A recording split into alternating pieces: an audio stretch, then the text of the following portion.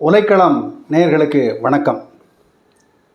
இன்றைக்கி கடந்த 3 நாட்களாக நேபாளத்தில் நடக்கின்ற மக்கள் எழுச்சியை பற்றி ஒரு சில செய்திகளை இந்த காணொளியில் உங்களோடு பகிர்ந்து கொள்ள விரும்புகிறேன். கடந்த 3 நாட்களாக நேபாளம் பற்றி எரிகிறதுனா உண்மையிலே பற்றி எரியுது. பார்லிமெண்ட்டை கொளுத்தி விட்டாங்க, சுப்ரீம் கோர்ட்டை கொளுத்தி விட்டாங்க, மந்திரிகளுடைய வீடுகளை கொளுத்தி விட்டாங்க, அலுவலகங்களை கொளுத்தி விட்டாங்க. எங்கே பார்த்தாலும் எரியுது. இளைஞர்கள் வீதியில் இறங்கி எந்த விதமான ஆயுதமும் இல்லாமல் இளைஞருடைய ஒட்டுமொத்த எழுச்சியே, ஒட்டுமொத்த இளைஞருடைய அந்த கூட்டணியே ஒரு ஆயுதமாக இன்றைக்கி எல்லாத்தையும் பற்றி எரிய வைத்திருக்கிறது. எல்லாத்தையும் தாண்டி என்னென்னா மந்திரியெல்லாம் ரோட்டில் இழுத்து போட்டு அடிக்கிறாங்க. ஒரு முன்னாள் பிரதம மந்திரியினுடைய மனைவியே ரோட்டில் தரதனை இழுத்துட்டு அடிக்கிறாங்க. ஒரு வீட்டை கொளுத்தி விட்டதில் முன்னாள் பிரதம மந்திரியினுடைய மனைவி இறந்து போயிருக்கிறாங்க. இப்படி ஏராளமான இழப்புகளும் நடந்திருக்கின்றன. இதில் அரசாங்கம் நடத்திய துப்பாக்கி சூட்டில் இதுவரையும் 30 பேர் செத்து போனதாக நமக்கு தகவல் இருக்குது. இன்னொரு பக்கம் 1000க்கும் மேற்பட்டவர்கள் படுகாயமடைந்திருக்கிறார்கள். இப்படி ஒரு பெரிய கலவரம் அங்கே அரங்கேறி இருக்குது. இப்போ ஒரு மந்திரியை முன்னாள் பிரதம மந்திரியை ஒரு மந்திரியை ரோட்டில் தரதரன்னு இழுத்துட்டு அடிக்கிறதுங்கிறதெல்லாம் ரொம்ப நாம் சாதாரணமாக காணக்கூடிய காட்சி அல்ல. அது கற்பனை கூட பண்ண முடியாது. இப்போ என்ன பிரச்சனைனா, இப்படிப்பட்ட கலவரங்கள் அங்கே பெரிய அளவுக்கு நடந்துக்கிட்டு இருக்குது. இவ்வளவு மக்கள் கோபப்படுவதற்கு என்ன காரணம் என்று பத்திரிகைகள் எல்லாம் பொதுவாக என்ன சொல்கிறாங்கன்னு சொன்னால், சமூக ஊடகங்களை சர்மா ஒலி அரசு தடை செய்தது, அதனுடைய விளைவாகத்தான் இந்த கலவரம் நடக்குது என்று சொல்லுகிறார்கள். இன்னொரு பக்கம் ஒரு மந்திரி ஒரு பள்ளிக்கூடத்துக்கு போகிற குழந்தைய காரில் மோதிட்டு போயிட்டான். ஆனால் மோதிட்டு போனது மட்டும் இல்லாமல் அதை கண்டுக்கவே இல்லை, அலட்சியப்படுத்திட்டு போயிட்டாங்கிறது அந்த வீடியோ சமூக ஊடகங்களில் வேகமாக பரவி இருக்குது. அதுவும் பெரிய கோபத்தை ஏற்படுத்தியிருக்கிறதா சொல்கிறாங்க. அப்போது சமூக ஊடகங்களை தடை செய்ததும், ஒரு குழந்தையை அலட்சியமாக ஆக்சிடென்ட் பண்ணி அடித்து தூக்கி போட்டு ஒரு மந்திரி போனதும், அது மட்டுமே இவ்வளோ பெரிய எழுச்சிக்கு காரணமாகிட முடியுமா அப்படின்னு சொன்னால், அது ஒரு தூண்டுதோலாக அது பற்ற வச்சது மாதிரி இருக்கலாம். நெருப்பு பூச்சியை பற்ற வச்சது மாதிரி அந்த சம்பவங்கள் இருந்திருக்கலாமே தவிர, அது நேபாளம் எரிவதற்கு தயாராக இருந்தது என்பதுதான் நாம் பார்க்க வேண்டிய உண்மை. அதில் இன்னொரு முக்கியமாக பரிசீலிக்க வேண்டிய உண்மை நான் என்ன கருதுகிறேன் அப்படின்னு சொன்னால், இந்த நேபாளத்தில் இப்போது ஆட்சியில் இருப்பது ஒரு கம்யூனிஸ்ட் கட்சி ஆட்சி. சர்மா ஒலி யுனைடெட் மாவோயிஸ்ட் லெனினிஸ்ட் என்கிற ஒரு கம்யூனிஸ்ட் கட்சிக்கு தலைமை தாங்கக்கூடிய ஒரு தலைவர். ஒரு கம்யூனிஸ்ட் கட்சி ஆட்சி நடக்கிற இடத்துல கம்யூனிஸ்டுகளுக்கு எதிராகவே மக்கள் கிளர்ந்தெழுந்திருக்கிறார்கள் அப்படின்னு நம்ம எடுத்துக்க முடியுமா? ஏன் ஒரு கம்யூனிஸ்ட் கட்சி ஆட்சியில் இவ்வளோ பெரிய மக்கள் எழுச்சி நடக்குது என்பதையும் நாம் சேர்த்து பரிசீலிக்கிறது தான் ரொம்ப அவசியம் நான் நினைக்கிறேன். இப்போது நேபாளத்தில் இருக்கக்கூடிய இவ்வளோ பெரிய கோபத்துக்கு என்ன காரணமாக இருக்க முடியும், என்ன காரணம் என்பதை பற்றி நிறையவும் சொல்லுகிறார்கள். இன்றைக்கி நேபாளத்தில் உலகத்தில் வேறு எந்த நாட்டிலும் இல்லாத அளவுக்கு வேலையில்லா திண்டாட்டம் என்பது தலைவிரித்தாடுகிறது. உலகத்தில் வேறு எங்கேயுமே இல்லை. நேபாளத்தில் 15 வயசுலேருந்து 25 வயசுக்கு உட்பட்ட மக்களில் கிட்டத்தட்ட 20 விழுக்காட்டு மக்களுக்கு மேல் வேலையில்லா திண்டாட்டத்தில் வாடுகிறார்கள். 2வது, கிராமப்புறங்களில் இருக்கக்கூடிய வறுமை என்பது ரொம்ப அபரிமிதமாக இருக்குது. 3வது என்னன்னு சொன்னால், ஊழல் என்பதும் முறைகேடு என்பதும் அதிகரித்திருக்கிறது. கண் முன்னாலேயே மேட்டுக்குடி மக்கள், குறிப்பாக மந்திரிகளுடைய பிள்ளைகள், அதனால தான் நெப்போ கிட்ஸ், அதாவது இப்போ இந்த சர்வாதிகார அதிகாரத்தில் இருப்பவர்களுடைய குழந்தைகளுக்கும் மக்களுக்கும் இடையிலான மோதல் என்பதை போல நெப்போ கிட்ஸ் என்பது ஒரு எதிரியாக காட்டுகிறார்கள். அப்போது ஒரு பக்கம் மக்கள் இவ்வளோ கடுமையான வறுமையிலும் வேலையில்லா திண்டாட்டத்திலும் வாடிக்கொண்டிருக்கிற ஒரு சமூகத்தில் மந்திரிகளும் அதிகாரத்தில் இருப்பவர்களுடைய வீட்டு குழந்தைகளும் உல்லாச வாழ்க்கை வாழ்ந்தால் எல்லாருக்கும் கோபம் வரத்தான் செய்யும். அப்போது இவ்வளோ பெரிய ஊழலை ஏன் இந்த கம்யூனிஸ்ட் அரசால் கட்டுப்படுத்த முடியவில்லை? இப்போ என்ன பிரச்சனை என்பதையும் நாம் பார்க்க வேண்டும். நண்பர்களே, இப்போது இந்த சமூக ஊடகங்களை தடை செய்தது மட்டுமே, இப்போ கொரோனா காலத்தில் கூட சீனாவுக்கும் இந்தியாவுக்கும் ஒரு சின்ன மோதல் வந்தபோது சீனா இணையதளங்களை எல்லாம் மோடி அரசாங்கம் தடை செய்தது. யாரும் பெருசாக ஒன்றும் அலட்டிக்கலை. ஆனால் நேபாளத்தில் இந்த சமூக ஊடகங்களை, ஃபேஸ்புக்கு, வாட்ஸ்அப்பு, லிங்க்டின், இந்த மாதிரி பல தடை செய்ததை ஒரு பெரிய பிரச்சனையாக மாறியதற்கு என்ன காரணம்னு சொன்னால், அங்கே இருக்கக்கூடிய சூழ்நிலையில் இந்த சமூக ஊடகங்கள் என்பது மிக முக்கியமான பங்காற்றுவதாக இருக்குது. மக்களுடைய அன்றாட வாழ்க்கையில் சமூக ஊடகங்களுக்கு மிகப்பெரிய பங்கு இருக்குது. சமூக ஊடகங்கள் இல்லைன்னு சொன்னால் நிறைய சிக்கல் வரும். என்ன சிக்கல்னு சொன்னால், இன்றைக்கி நேபாளத்தில் 4 ஒரு ஆண், 4 பேர் ஆண்கள் இருந்தால் ஒருத்தர் வெளிநாட்டில் இருக்கார். இன்றைக்கி நேபாளத்தில் இருக்கக்கூடிய மக்கள் ஏதோ அரை வயித்து கஞ்சி குடிக்கிறாங்க, கொஞ்சம் பேர் ஏதோ ஓரளவு வாழ்க்கையை நடத்துகிறார்கள் என்று சொன்னால் அதுக்கு முக்கியமான காரணம் நேபாளத்தில் இருக்கக்கூடிய பல பேர் மலேசியா, கத்தார், சவுதி அரேபியா இப்படி பல நாடுகளுக்கு வந்து பொழப்பு தேடி வந்து போயிடுறாங்க. ஏதோ அற்ப சம்பளம் கிடைச்சாலும் பரவாயில்ல, இங்கே உள்ளூரில் வேலை இல்லைங்கிறதுனால அங்கே போயிடுறாங்க. ரெண்டாவது வந்து இன்னொரு பக்கம் வந்து இப்படி இளைஞர்கள், ஆண்கள் பெரும்பகுதி வந்து வெளியேறினதுடைய விளைவு என்னென்னா, உள்ளூரில் விவசாய உற்பத்தி என்பது இல்லை. அப்போ சோத்துக்கு வந்து அரிசி கோதுமை இருந்தால் கூட வெளிநாட்டிலேருந்து இறக்குமதி பண்ணி தான் சாப்பிடணுங்கிற நிலைமைக்கு உள்நாட்டில் வந்து உற்பத்தியும் பாதிக்கப்படுகிறது.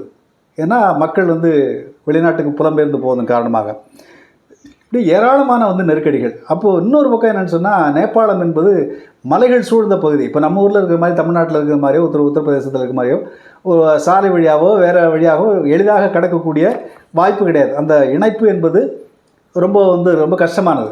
அப்போ அவங்களுக்கு வந்து தங்களுடைய உறவினர்கள், நண்பர்கள் இப்படி எல்லாரோடும் வந்து தொடர்பு வைத்துக் கொள்வதற்கான வந்து ரொம்ப முக்கியமான ஊடகமாக சமூக ஊடகங்கள் இருக்கின்றன. இப்போ சமூக ஊடகங்கள் இருக்குன்னா சித்தப்பாவோட பேச முடியாது, அப்பனோட பேச முடியாது. இப்படி ஒரு சிக்கல் அந்த நேபாளத்தினுடைய அந்த நிலவியல் அமைப்பு. இன்னொரு பக்கம் வந்து வெளிநாட்டில் வேலை பார்க்குறவங்க பணங்கன்னா அனுப்பணும், வெளிநாட்டில் வேலை பார்க்குறவங்களோட குடும்பங்கள் தொடர்பு கொள்ளணும்னு சொன்னால் சமூக ஊடகங்கள் தான். அப்போ சமூக ஊடகங்கள் வந்து அந்த நேபாள மக்கள் மத்தியிலே ரொம்ப அத்தியாவசியமான ஒரு விஷயமாக மாறி போயிருக்கிறது. அதை சர்மா ஒலி அரசு தடை செய்தது கோபத்தை தூண்டுவதற்கும் பற்றி எறிவதற்கான காரணமாக மாறி போயிருக்கிறது என்பதை நம்மாலே புரிந்து கொள்ள முடியும். இன்னொரு பக்கம் பார்த்திங்கன்னு சொன்னால், இந்த எழுச்சி வந்து இதில் நாம் புரிந்து கொள்ள வேண்டியது, இப்போது மக்கள் ஒன்றுபட்டு தங்களுடைய கோபத்தை வெளிப்படுத்த தொடங்கினால் அதற்கு முன்னாலே எவ்வளோ பெரிய ஆயுதமாக இருந்தாலும் நிற்க முடியாது என்பதை நாம் இன்றைக்கு பார்க்குறோம். நேபாளத்தில் பார்க்குறோம். 2022 இலங்கையில் இப்படி தான் நடந்தது. மிகப்பெரிய எழுச்சி நடந்தது. இங்கே ஆட்சியாளர்கள் நாட்டை விட்டே ஓடினாங்க. போன வருஷம் வந்து மேற்கு வங்காளத்தில் வந்தது இதே போல் எழுச்சி நடந்தது. அந்த நாட்டு பிரதம மந்திரி வந்து மோடிக்கிட்ட தஞ்சம் அடைஞ்சு இந்தியாவுக்குள்ளே வந்து குடியிருந்த அந்த அம்மா ஷேக் ஹசீனா இங்கே வந்து குடியிருக்கிறாங்க. அப்போது மக்கள் எழுச்சி வந்து மக்கள் ஒன்று திரண்டு தங்களுடைய கோபத்தை வெளிப்படுத்தினாலே, வீதியில் இறங்கினாலே எவ்வளோ பெரிய இராணுவம், எவ்வளோ பெரிய ஆயுதம் கிட்ட நிற்காது. நம்ம ஊரில் எல்லாம் தொட்டவனெல்லாம் இசட் பிரிவு பாதுகாப்பு, ஒய் பிரிவு பாதுகாப்புன்னு சொல்லி இப்போ போலீஸ்காரங்களை கூட வச்சுக்கிட்டு இருக்கிறான். ஆனால் ஜனங்க ஒன்றா நின்னா இந்த பாதுகாப்புக்கு கூட இருக்கிற அத்தனை பேரும் ஓடி போயிடுவான். இப்போ நேபாளத்தில் எழுச்சி நடந்தபோது போலீஸ்காரங்கள் பூரா எங்கெங்கெல்லாம் வந்து பாராளுமன்றம், நீதிமன்றம் எங்கெங்கெல்லாம் காவலுக்கு இருந்தாங்களோ அவன் அத்தனை பேரும் ஓடி போயிட்டான், ஒருத்தன் இல்லைங்க. ஆகவே மக்களுடைய எழுச்சிக்கு எவ்வளோ பெரிய ஆயுத பலம் கொண்ட இராணுவமாக இருந்தாலும் போலீஸாக இருந்தாலும் தங்களுடைய உயிரை காப்பாற்றி கொள்வதற்கு அஞ்சு ஓடத்தான் வேணும். ஏன்னா மக்களுடைய கோபம் வந்து கட்டுமீறி போயிடுச்சுன்னா அங்கே நீங்கள் வந்து நல்லது கெட்டதெல்லாம் பார்க்க முடியாது. இப்போ சிலப்பதிகாரத்தில் சொல்கிற மாதிரி பசு, பெண்டிர், பார்ப்பனர் இவங்களெல்லாம் விட்டுட்டு நீ போய் அடி அப்படிங்கிறது மாதிரிலாம் வந்து அங்கெல்லாம் நடக்காது. அந்த எழுச்சியினுடைய வேகத்தில் வந்து எதுவும் நடக்கலாம்.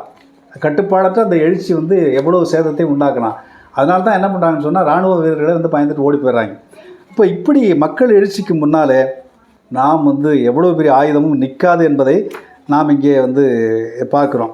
ரெண்டாவது விஷயம் என்னென்னு சொன்னால், அந்த மேட்டுக்குடி அதிகார வர்க்கத்தில் இருப்பவருடைய ஊழல் உல்லாச வாழ்க்கை என்பது எப்படியா இருந்தாலும் சோத்துக்கு இல்லாதவனுக்கு முன்னால் வந்து இவ்வளோ ஆடம்பர வாழ்க்கை வந்து வாழ்ந்தான்னா அவன் கோபத்தை ஏற்படுத்தத்தான் செய்யும். அப்போது இந்த சூழ்நிலையில் தான் அப்போது வந்து இந்திய பிரதமரும் சொல்லியிருக்கிறாரு, சீனாவும் சொல்லியிருக்குது, இல்லை நேபாளம் அமைதிக்கு திரும்ப வேண்டும் என்று சொல்கிறார்கள்.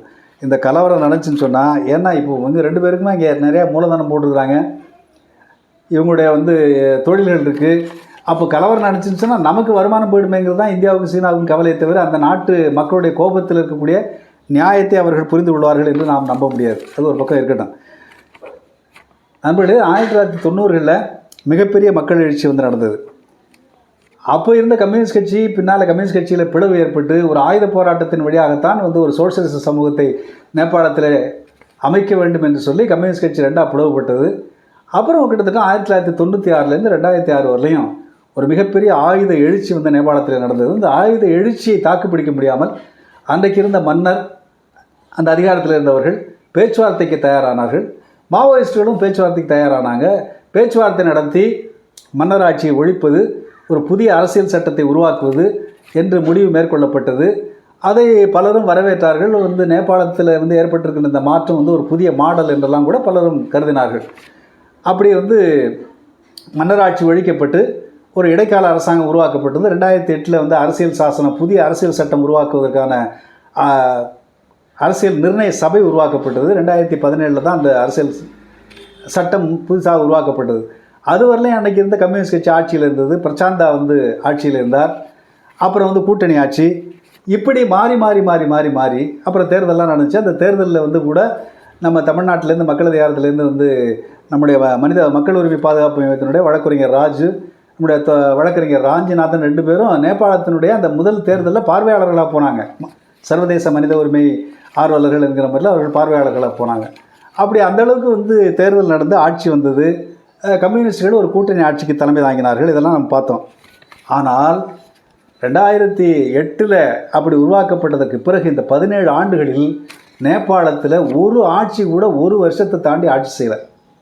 அதிகபட்சமாக 14 மாதம் ஒரு ஆட்சி இருந்திருக்கு. இதில் கம்யூனிஸ்ட் கட்சிக்கு தலைமை தாங்க. அதுக்கப்புறம் வந்து கம்யூனிஸ்ட் கட்சியை 2ஆக பிளவுபட்டு, மாவோயிஸ்ட் கட்சியை 2ஆக பிளவுபட்டது. பிரசாந்தா தலைமையில் ஒரு குழுவும், இன்னொரு பக்கம் சர்மா ஒலி தலைமையில் இன்னொரு குழுவாக 2ஆக பிளவுபட்டது. இந்த 2 குழுவுமே மாறி மாறி ஆட்சிக்கு வந்தது. இப்போ சர்மா ஒலி 4 முறை பிரதமராக இருந்திருக்கிறார். பிரசாந்தா 3 முறை பிரதமராக இருந்திருக்கிறாங்க. 17 வருஷத்தில் 14 ஆட்சி நடந்திருக்குன்னு சொன்னால் அங்கே எப்படி ஒரு நிலையான நிர்வாகத்தை தர முடியும்? மக்களுடைய பிரச்சனைகளை அவர்கள் எப்படி கவனிப்பார்கள்? அப்போது இந்த நிலையற்ற ஆட்சிக்கு வந்து என்ன காரணம் என்று சொன்னால், கம்யூனிஸ்ட் கட்சிகள் கடைபிடித்த ஒரு மோசமான அதிகாரத்தில் இருப்பது, அதிகாரத்தை கைப்பற்றியதற்கு பிறகு அதிகாரம்தான் முக்கியமாக போயிடுச்சு அவங்களுக்கு. அப்போது இந்த சூழ்நிலையில் ஒரு நிலையற்ற ஆட்சி நீடிக்கக்கூடாது, ஒரு நிலையான பொதுவுடைமை ஆட்சி நடத்தணும்னு சொன்னால் அதுக்கு என்ன செய்ய வேண்டும் என்பதை பற்றி ஒரு ஒத்த கருத்தோடு கட்சிக்குள்ளே விவாதம் நடத்தி அதெல்லாம் பண்ணாங்கன்னா நமக்கு தெரியாது. ஆனால் கட்சி 2ஆக பிளவுபட்டது. ஒருத்தர் வந்து நீ சரியில்லை, நீ இவர் சரியில்லைன்னு அவரும் வந்து ஒருவரை விமர்சனம் செய்து கொண்டு வேறு வேறு நபர்களோடு, பழைய பெருச்சாளிகளோடெல்லாம் கூட்டணி வைத்துக்கொண்டு ஆட்சியை தொடர்ந்தார்கள். அதன் விளைவு தான் 12 மாதம், 14 மாதம், 13 மாதம், 11 மாதத்துக்குள்ளே ஆட்சிகள் கலைந்தன. மீண்டும் மீண்டும் ஒரு வருஷத்துக்கு ஒரு ஆட்சின்னு சொன்னால் அந்த நாட்டில் வந்து எப்படி நிர்வாகம் நடக்கும்? எப்படி பொருளாதாரத்தை வந்து மேம்படுத்துவதற்கு, பொருளாதாரத்தை சரி செய்வதற்கான திட்டங்கள் தீட்ட முடியும்? இதெல்லாம் அப்படி தான் குட்டிச்சவராக போச்சு. மேற்கு வங்காளத்திலே இப்படி பார்த்தீங்கன்னு சொன்னால் சிபிஎம் ஆட்சி கிட்டத்தட்ட 30 வருஷம் இருந்துச்சு. சிபிஎம் ஆட்சி பெருசாக சாதிக்கலை என்று சொன்னாலும் கூட ஓரளவுக்கு மக்கள் நம்பிக்கையை பெற்று ஒரு 30 வருஷம் வந்து அந்த ஆட்சி நீடிச்சது. ஆனால் நேபாளத்தில் ஒரு ஆட்சி ஒரு ஆண்டு கூட நீடிப்பதில்லை. கிட்டத்தட்ட இந்த 17 ஆண்டு காலத்தில் கிட்டத்தட்ட பாதிக்கு மேற்பட்ட காலங்கள் வந்து கம்யூனிஸ்டுகள் தான் ஆண்டு இருக்கிறார்கள். அப்போ ஏன் வந்து இந்த நிலைமை? அதுதான் நான் பரிசீலிக்க வேண்டியது. அப்போது ஏன் வந்து ஒரு கம்யூனிஸ்ட் கட்சி தலைவரையே நாட்டை விட்டு ஓடு என்கிற அளவுக்கு மக்கள் ஏன் அவ்வளோ கோவப்படுகிறார்கள்? இப்போ இந்த எழுச்சியில் வந்து பங்கேற்றிருக்கிறவரெல்லாம் எல்லா தரப்பும் பங்கேற்றிருக்கு. இப்போ மன்னராட்சி வேணும்னு சொல்கிறவனும் பங்கேற்றிருக்கிறான், பிரசாந்தா தரப்பு ஆதரவாளர்களும் பங்கேற்றிருக்கிறார்கள், சர்மா ஒலி கட்சிக்காரனும் பங்கேற்றிருக்கிறான், இப்படி எல்லா தரப்பு மக்களும் பங்கேற்றிருக்கிறார்கள். அப்போ தங்களுடைய சொந்த கட்சி ஊழியர்களுடைய நன்மதிப்பை, நம்பிக்கையும் கூட இந்த 2 கம்யூனிஸ்ட் தலைவர்களும் பெறவில்லை என்பது நம்மளுக்கு வந்து பளிச்சுன்னு தெரியுது. இப்போ ஏன் இவ்வளவு கோபம் அவர்கள் மீது என்று சொன்னால், இந்த ஆட்சிக்கு வந்ததற்கு பிறகு அதிகாரத்தை எப்படி தக்க வைத்துக் கொள்வது என்று நினைத்தார்களே தவிர மக்கள் பிரச்சனைகளை பற்றியோ, மக்களை மேலும் மேலும் கட்சியோடு ஐக்கியப்படுத்திக் கொள்ள வேண்டும் என்பதை பற்றியோ இந்த 2 தலைவர்களை சிந்திக்கலைங்கிறது தான் நம்ம இதிலேருந்து புரிஞ்சுக்க முடியுது. எனக்கு என்ன தோணுதுன்னு சொன்னால், ஒரு கம்யூனிஸ்ட் கட்சி வந்து ஆட்சிக்கு வந்த பிறகு தான் முன் எப்போதை காட்டிலும் மக்களோடு வந்து நெருக்கமாக இருக்கணும். மக்கள் எந்த அளவுக்கு நம் மீது நம்பிக்கை வைத்திருக்கிறார்களோ, மக்கள் எந்த அளவுக்கு நம்மோடு நெருக்கமாக இருக்கிறார்களோ அந்த அளவுக்கு தான் கம்யூனிஸ்டுகள் வந்து அதிகாரத்தில் இருக்க முடியுமே தவிர, மக்களுடைய நம்பிக்கையை இழந்தால் இப்படி தான் சந்தி சிரிக்குங்கிறதுக்கு நேபாளம் இப்போ நம்ம உதாரணம். இப்போ பிரசாந்தாவை பற்றியும் வந்து சர்மா ஒலியை பற்றி என்ன சொல்கிறார்கள்? 2 பேரும் அதிகாரத்துக்கு வந்தது பிறகு மிகப்பெரிய அதிகாரத்துவ போக்கிலே அவர்கள் நடந்து கொண்டார்கள். கட்சியில் இருக்கக்கூடிய 2ஆம் மட்ட தலைவர்களெல்லாம் யாரும் மதிக்கிறதே கிடையாது. மக்களோடு அவர்கள் வந்து நெருக்கமாக இல்லை. 2வது, ஊழலை கட்டுப்படுத்துவதில் இவர்கள் முற்றாக தோற்று போய்விட்டார்கள். இன்னொரு பக்கம் அதிகாரத்தில் இருப்பவர்கள் வந்து உல்லாசமான வாழ்க்கையை அனுபவிப்பதை இவர்கள் அனுமதித்து விட்டார்கள். இவர்களும் அந்த மாதிரி வாழ்க்கைக்கு போயிட்டாங்க. அப்போது ஒரு கம்யூனிஸ்ட் வந்து நம்முடைய வரலாற்றில் பார்க்குறோம். மாவோ வந்து தலைவராக இருந்த காலத்தில் எப்படி எளிமையாக இருந்தார், லெனின் எப்படி மக்களைப் போலவே தன்னுடைய வாழ்க்கையை அமைத்து கொண்டார் என்பதெல்லாம் வரலாற்றில் பார்க்குறோம். ஆனால் இன்றைக்கு அப்படிப்பட்ட வாழ்க்கை முறையிலிருந்து விலகி அதிகாரம் இவர்களை ஊழல்படுத்தி இருக்கிறது. பொதுவாக ஒன்று சொல்லுவாங்க, power corrupts, absolute power corrupts அப்சல்யூட்லின்னு. அதுபோல் அதிகாரத்துக்கு வந்த பிறகு இவர்கள் அந்த முதலாளித்துவ ஊழலோடு கரைந்து போய்விட்டார்கள் என்பது தான் இன்றைக்கி இருக்கிற முக்கியமான விஷயம். ரெண்டாவது விஷயம் என்னென்னு சொன்னால், ஒரு ஆட்சி நடக்கும் பொழுது மக்களோடு நெருக்கமாக இல்லாமல் மக்களுடைய விருப்பங்களையும் தேவைகளையும் நீ கீழே இறங்கி புரிஞ்சுக்கிட்டு அதை வந்து சரி பண்ணலைன்னு சொன்னால் மக்கள் நம்மோடு இருக்க மாட்டார்கள் என்பது தான் வரலாறு. இப்படி மக்களுடைய நம்பிக்கை இழந்தவர்களாக இவர்கள் மாறி போயிருக்கிறார்கள். ரெண்டாவது என்னென்னு சொன்னால், இப்போ கம்யூனிஸ்ட் இயக்கங்களை குறிப்பாக அது சர்வதேச அளவுலையும் சரி, இந்திய அளவுலையும் சரி, தமிழ்நாட்டு அளவுலையும் சரி, மார்க்சிஸ்ட் லெனின் இயக்கங்கள் கம்யூனிஸ்ட் இயக்கங்களே தங்களுடைய கொஞ்சமாக தங்களுடைய செல்வாக்கை இழந்து கொண்டிருக்கிறார்கள் என்பதுதான் நாம் கண் முன்னால் பார்க்கிற நிதர்சனம். இதை சொன்னால் பல பேர் கோச்சுக்கிறாங்க. என்ன நம்பிக்கை அவநம்பிக்கை உருவாக்குற மாதிரி தோழர் கருத்து சொல்கிறாரு, அப்படி இல்லை இப்படி இல்லைன்னு சப்பக்கட்டு கட்டுறாங்களே தவிர நம் கண் முன்னால் இருக்கிற யதார்த்தத்தை யாரும் பார்க்கறதில்ல. அப்போது இதுக்கு முக்கியமான காரணம் என்ன அப்படின்னு சொன்னால், மக்களோடு நம்ம இணைத்துக் கொள்வதில்லை என்பது மட்டுமல்ல, நம்முடைய சிந்தனை முறையிலே மிகப்பெரிய குறுங்குழுவாதம். ரெண்டாவது இப்போ நேபாளத்தில் அதிகாரத்துவ போக்கு அதிகரிச்சிருக்குன்னு சொல்கிறாங்க இல்லையா, அது முக்கியமான காரணம் என்னென்னு சொன்னால், இந்த ஜனநாயக மத்தியத்துவம் என்கிற பெயரால் ஜனநாயகத்தை குழி தோண்டி புதைச்சிட்டு ஜனநாயகத்தை கீழே தள்ளிட்டு மத்தியத்துவம் என்கிற பெயரால் அதிகாரத்துவத்தை ஒரு மார்க்சிய நிர்வாக முறையாக மாற்றிக்கொள்வது தான் இன்றைக்கு மிகப்பெரிய சிக்கல். இப்போ ஜனநாயக மத்தியத்துவம் என்று சொன்னாலும் கூட அதில் மத்தியத்துவம் என்பது ஒரு செயல்பாட்டில் தான் மத்தியத்துவம் இருக்க முடியுமே தவிர ஜனநாயகம் தான் அதற்கு உயிராதாரமாக இருக்கணும். ஜனநாயகத்தை கீழே இறக்கிட்டு மத்தியத்துவத்தை நடைமுறைப்படுத்தினால் அங்கே அதிகாரத்துவ போக்கும் சர்வாதிகாரம் தான் மிஞ்சும் என்பதை நாம் இன்றைக்கும் பார்க்குறோம். இன்றைக்கி தமிழ்நாட்டில் இருக்கக்கூடிய பல மார்க்சிஸ்ட் லெனின் குழுக்கள் ஒன்றும் இல்லாமல் மதிப்பிழந்து போனதுக்கு காரணமே இத்தகைய போக்குகள் தான்.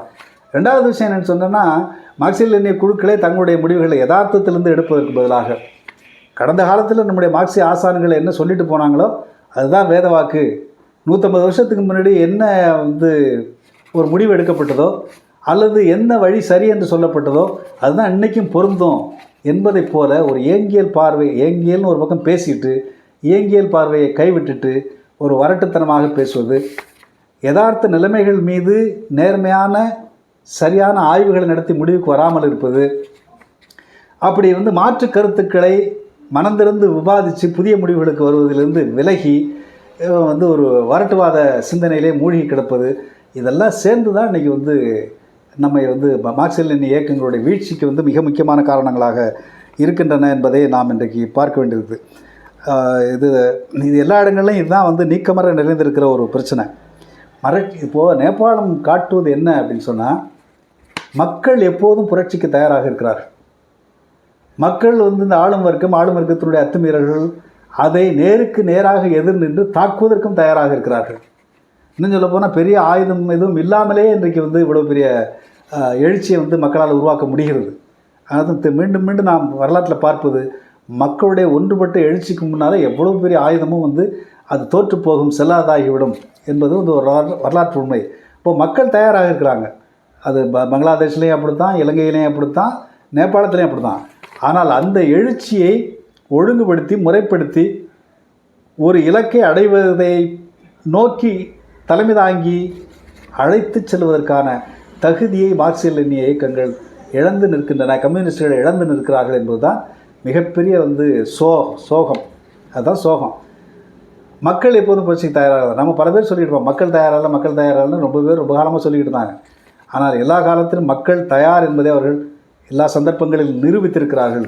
ஆனால் கம்யூனிஸ்டுகள் தான் மக்களுடைய உணர்வுகளை தட்டி எழுப்பி மக்களுக்கு உணர்வு ஊட்டி மக்களுக்கு அறிவூட்டி ஒரு சோசியலிச சமுதாயம் அமைக்க வேண்டியதனுடைய தேவையை உணர்த்தி அவர்களை வழிநடத்தி செல்வதற்கு தகுதியற்றவர்களாக திறனற்றவர்களாக மாறியிருக்கிறார்கள் என்பதுதான் நேபாளம் காட்டுகின்ற உண்மை. இதிலிருந்தாவது நாம் இனியேனும் பாடம் பெற்றுக்கொள்வோமா என்பது நமக்கெல்லாம் தெரியாது. ஆனாலும் கூட புரட்சியாளர்கள், மக்கள் எப்போதும் ஒன்றாக சேர்கிறார்கள். மக்கள் தங்களுக்குள்ளே எல்லாத்தையும் தூக்கி எறிஞ்சிட்டு ஐக்கியப்படுறான், அதை நம்ம கண் முன்னால் பார்க்குறோம். ஆனால் புரட்சியாளர்கள் என்று சொல்லிக்கொள்பவர்கள், மார்க்சிஸ்ட் லெனின் இயக்கத்தைக்காரர்கள் என்று சொல்லிக்கொள்பவர்கள் ஒற்றுமையை பற்றி வாய்கிழியே பேசுகிறார்களே தவிர நடைமுறையில் ஒற்றுமையை சாதிப்பதற்கு எந்த முயற்சியும் எடுத்துக்கொள்வதில்லை என்பதுதான் நம் கண் முன்னாலே நாம் காண்கின்ற உண்மை. இதை எப்போது மார்க்சிஸ்ட் லெனின் இயக்கங்கள் உணரும் என்று நமக்கு தெரியவில்லை. நேபாளம் நமக்கு கற்றுத்தந்திருக்கிற பாடம் இனியாவது நமக்கு அதை புரிய வைக்குமா? பொறுத்திருந்து பார்ப்போம். நன்றி.